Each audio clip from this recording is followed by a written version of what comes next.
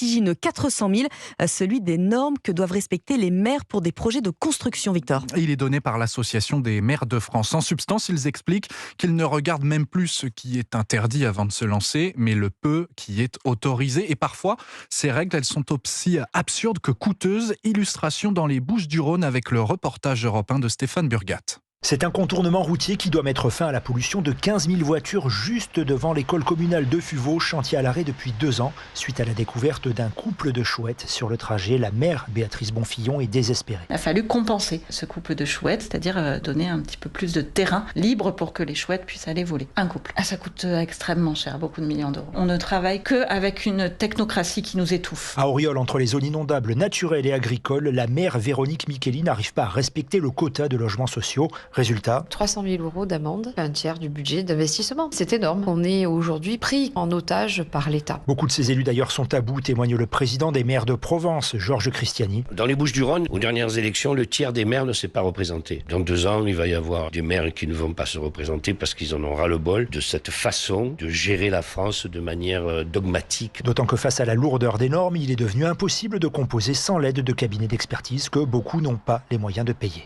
Marseille, Stéphane Burgat.